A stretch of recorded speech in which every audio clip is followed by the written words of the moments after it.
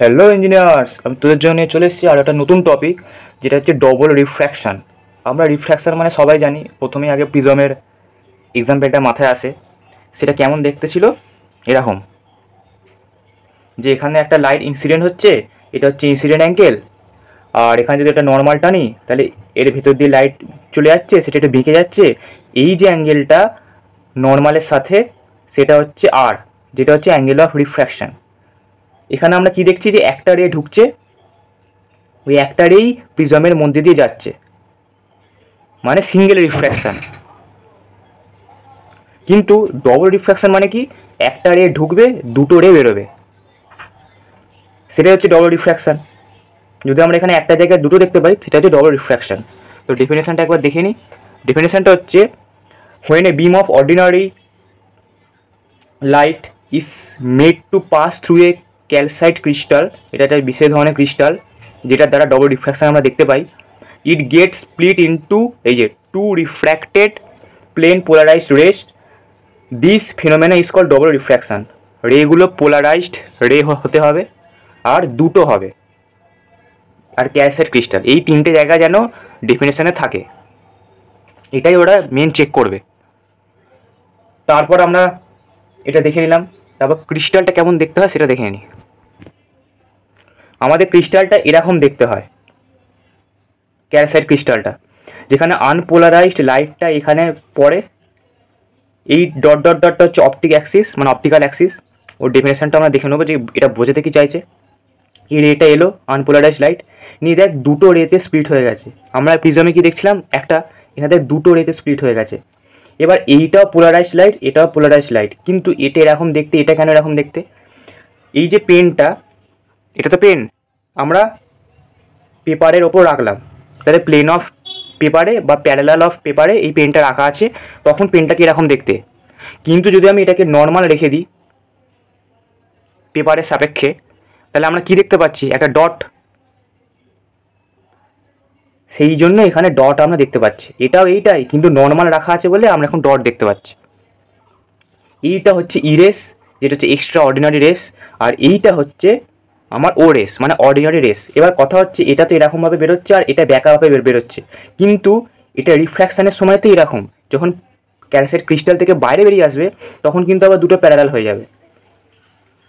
তাহলে বোঝা গেল, এইটা হচ্ছে প্রিন্সিপাল সেকশন। এবার কথা হচ্ছে, এই যে এক্সট্রা অর্ডিনারি রেস, ইরেস মানে হচ্ছে এক্সট্রা অর্ডিনারি রেস, আর ও রেস মানে হচ্ছে অর্ডিনারি রেস, দুটোর মধ্যে পার্থক্য কী আমি জাস্ট একটা লাইনে বলে রাখছি, কারণ পরের ভিডিওতে আমরা ইরেস ও রেসের মধ্যে ডিফারেন্স আর পজিটিভ ক্রিস্টাল আর নেগেটিভ ক্রিস্টালের মধ্যে ডিফারেন্স আলোচনা করব, যেটা খুবই ইম্পর্টেন্ট কোশ্চেন পরীক্ষার জন্য, প্রিভিয়াস ইয়ারে এসেছিল।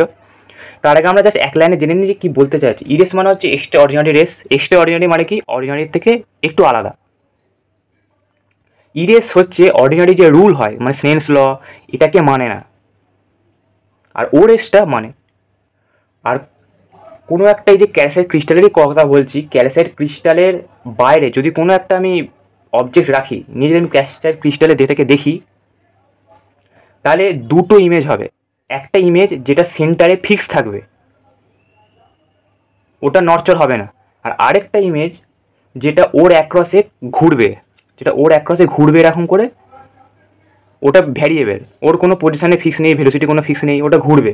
আর আরেকটা থাকবে যেটা ফিক্স থাকবে,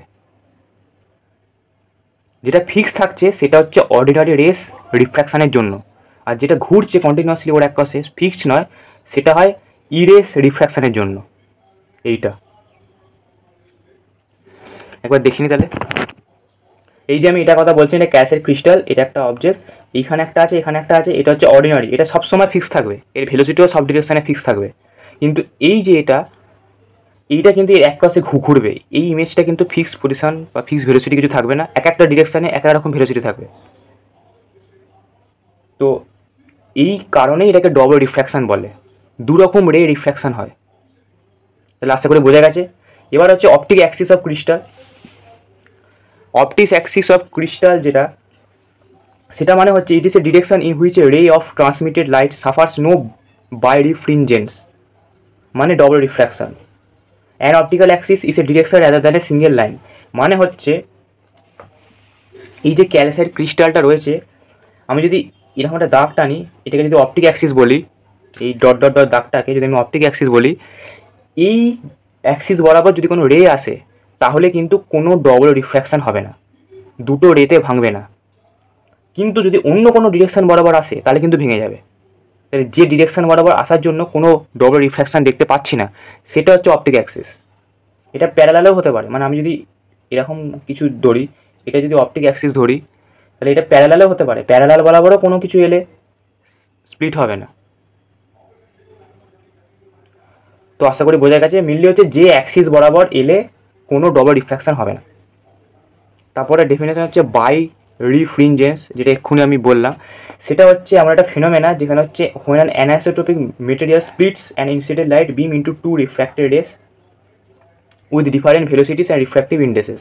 মানে হচ্ছে এই যে আমরা দুটো রে দেখতে পেলাম, একটা হচ্ছে এক্সট্রা অর্ডিনারি রে আর একটা অর্ডিনারি রে, এদের দুজনের রিফ্র্যাক্টিভ ইন্ডেক্স আলাদা, দুজনের ভেলোসিটি আলাদা, এবং এই যে দুটো ভাগে ভাঙছে এটা হচ্ছে অ্যানাইসোট্রপিক ক্রিস্টালের জন্য।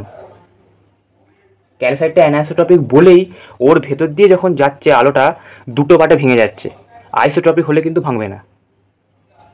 তো এই যে প্রপার্টিটা, যে একটা অ্যানাইসোট্রপিক মেটেরিয়ালের মধ্যে আলো গেল, নিয়ে দুটো পার্টে ভেঙে গেল, দুটো রিফ্র্যাক্টেড রেটে, তাদের ভেলোসিটিও আলাদা, আবার রিফ্র্যাক্টিভ ইন্ডেক্সেসও আলাদা, এই ফিনোমেননটাকেই বলে বাইরিফ্রিনজেন্স। বাইরিফ্রিনজেন্স যেটা অপটিক অ্যাক্সিস বরাবর রে এলে হয় না। এটা হচ্ছে ডেল মিউ, এটা রিফ্র্যাক্টিভ ইন্ডেক্সের ডিফারেন্স, এটা হচ্ছে মিউ ই মাইনাস মিউ। মিউ ইটা হচ্ছে রিফ্র্যাক্টিভ ইন্ডেক্স অফ ইরে, মিউ ওটা হচ্ছে রিফ্র্যাক্টিভ ইন্ডেক্স অফ ওরে। তাহলে আশা করি ক্লিয়ার হয়েছে বেসিক জায়গাগুলো। এর পরের ভিডিওতে আমরা দুটো পার্থক্য দেখে নেব। তাহলে নেক্সট ভিডিও দেখা হবে, বাই বাই।